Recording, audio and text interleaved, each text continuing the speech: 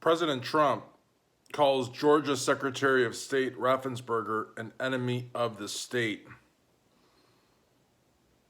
That's one hell of an accusation from POTUS to a key Republican in a state where 2 Senate runoff elections will be held January 5th.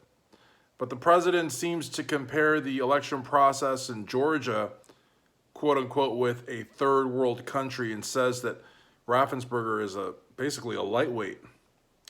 But I mean, you can call somebody a lightweight. You can say that, they don't, offer transparency. But to call somebody an enemy of the state, that's really, how does he expect to help? I mean, I know he says he's going to do like 2 visits to Georgia and he's going to talk at an airport because he can't get stadiums. I mean, I understand that he has pull with Republicans and conservatives. I get that. I'm not taking that away from him. But like, how are you going to build these 2 candidates up? Even if you did 3 visits, if you're calling the Secretary of State from your party an enemy of the state. I mean, I understand that Trump is like at the point where he feels like his back's against the wall and he's starting to turn on his own party, but does he really want these 2 Republican candidates to win? I mean, I want the Democrats to win.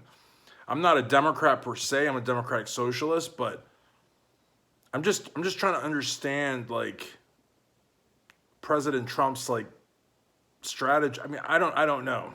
I don't understand. And it's not just the Secretary of State of Georgia, which is a major player in the January 5th runoffs in Georgia, but like Trump's called a lot of people enemies of the state simply for disagreeing with him. I mean, the term fascist gets thrown around a lot. I don't think a lot of people are deserving of it. Like a Republican isn't a fascist, a fiscal conservative that,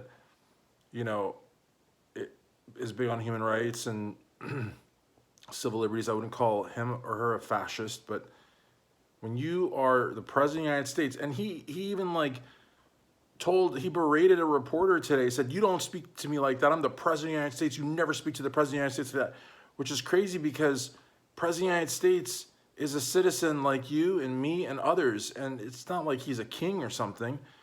But I mean, the fact that he would call just random people, including secretaries of state of states like Georgia, enemies of the state for simply disagreeing, and the Secretary of State of Georgia didn't even really disagree with his policies. He even donated to his campaign and considers himself a Trump supporter. But I mean, how's he going to be a Trump supporter when the Donald is calling him an enemy of the state? Aside from calling him the Donald and making a little bit of levity out of the fact that he's a very like bizarre, different, unique, whatever you want to call it, president. I wouldn't say unique because unique's like a really cool word, and Trump's not really cool. Like what he's doing is like really messed up, but he's unique in that nobody is like him, which is a good thing. But the thing is, aside from all the little levity and all the little jokes, he is the president of the United States, calling people enemies of the state.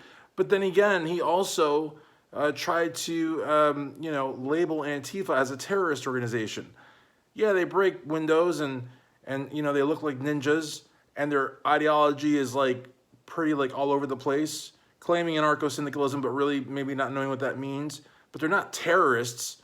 You know what I mean? You just don't like them because they're vocally opposed to you. You can't. I didn't understand Trump in 15, 16, 17, 18, 19. Why should I understand him in 20?